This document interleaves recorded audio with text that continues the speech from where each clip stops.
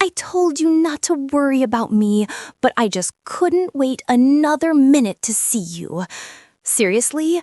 Seeing you walk out of that campus with your backpack on, looking so young and so carefree, makes all the stress of my day of meetings and calls seem like a passing foolishness.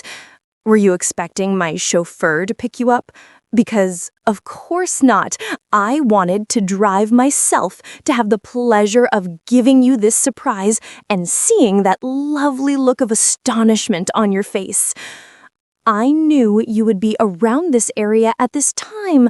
Look, I don't even have to check my schedule because your school timetable is one of the few things I always remember with perfect accuracy, even though I have to delegate most of my responsibilities. Don't make that worried face, okay? It's fine. No one important is going to think anything strange. I'm just a businesswoman who came to pick up a friend who just happens to study here. Get in, darling.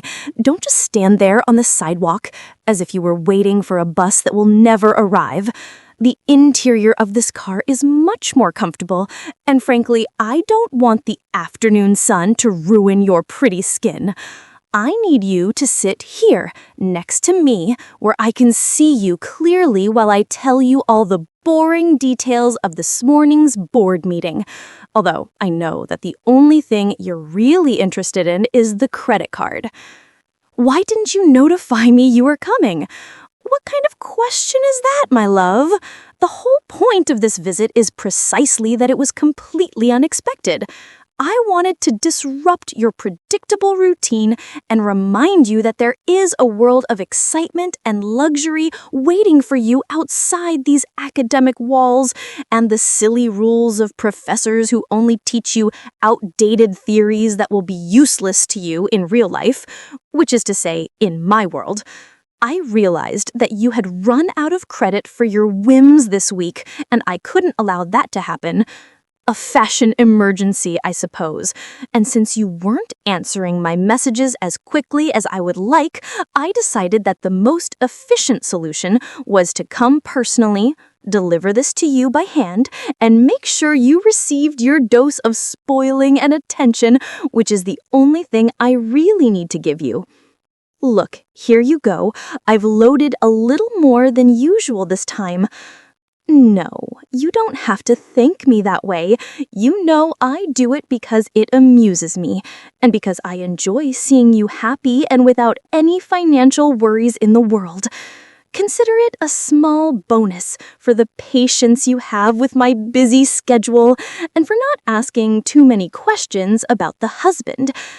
But don't get used to these increases. You have to keep showing that it's worth investing so much time and resources in you. I do it because I like your company and your way of seeing life. So light and without the cynicism that already bores me in my social circle. You need to maintain that freshness, do you understand? It's what makes you special and what keeps me interested. You ask me what we are going to do now. Isn't it obvious? We're going shopping at the most exclusive boutique in the city. You need a wardrobe that is worthy of the person accompanying you, and the clothes you're wearing now, although they look good on you, are too student-like. I want to see you in something that screams success and access, something that shows you are not just any boy. Besides, I have to buy an expensive gift for a business partner who just signed a multi-million-dollar contract, and I like you to accompany me because you have a good eye for luxury and design. I don't know why, but your opinion matters more to me than that of my personal stylists. Perhaps it's because you're young and have a viewpoint not contaminated by money, although that's a delicious irony, don't you think? And tonight, I have a reservation at that Italian restaurant you like so much, the one with the panoramic view of the whole city. Remember? We'll have our usual table, and of course, you can order anything you want from the menu without looking at the prices. It's a small privilege I grant you for being my favorite. It's not about the money, it's about the exclusivity of sharing something so exquisite with you. You haven't said anything about my dress. Don't you like it?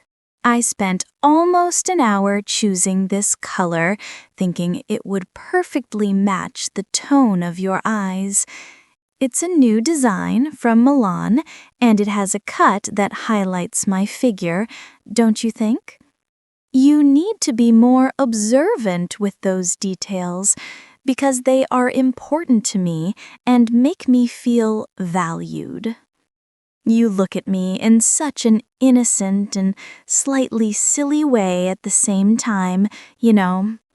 Sometimes I forget that you are still a student and that my world is so different from yours that it must seem like science fiction. Don't worry, darling. You don't have to understand everything. You just have to enjoy it and let yourself be carried away by the current of pleasure and comfort that I offer you without asking for anything in return except your sweet company. You ask me why I do this. Why do I bother to come all the way here, to spend so much, to worry about your clothes? It's such a simple question that it almost offends me, but I understand your curiosity. The truth is, I like the power. I like knowing that I can enter your life at any moment and completely transform it with a simple snap of my fingers. And you are the living proof of that power. Besides, you are very sweet. You never ask me for anything directly. You just give me that look of repressed desire that I find irresistible. And I like how you genuinely listen to me, how you are interested in my work problems and my little frustrations. No one in my life really listens to me. Everyone only wants something from me, but you seem genuinely curious about what is going on in my mind. Don't worry about your exam tomorrow. If you do badly, we can simply make a donation to the university. It's a little trick I learned a long time ago. Money solves almost all academic problems, and if it doesn't solve them, at least it makes them less important. Don't ruin our night thinking about a silly exam. Close your eyes for a moment. I need you to breathe deeply. Forget about books, your classmates, homework. Now there is only you and me, in this bubble of velvet and leather where the only rules are the ones I impose. Relax, my love. Let the stress fade away. That's it. You're so easy to manipulate emotionally. I have to stop by the office for a few minutes just to pick up some documents I forgot to sign. Don't worry, you'll stay in the car with the air conditioning and a nice snack I prepared for you. But don't get too bored, okay? I need you to be in a good mood for dinner. Don't you dare touch my purse, huh? Although I know you wouldn't. It's just a reminder that even though I give you access to my world, there are certain boundaries you shouldn't cross. Trust is based on limits, and you've been very good at respecting those limits so far. Do you remember the time I took you to the private beach in Greece? It was fun, wasn't it? I want to plan another trip like that. Maybe to the Maldives this time, but just you and me. I get bored traveling with my partners or my friends who only complain about the quality of the champagne or the internet connection.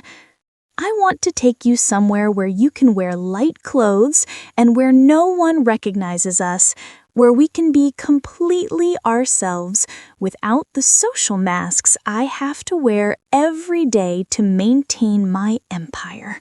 Would you like that?" I love that smile. It's the reason I do all this, you know? Not the power, not the money, well, maybe a little power, but mainly that smile of a lucky boy who knows that life has given him a golden pass.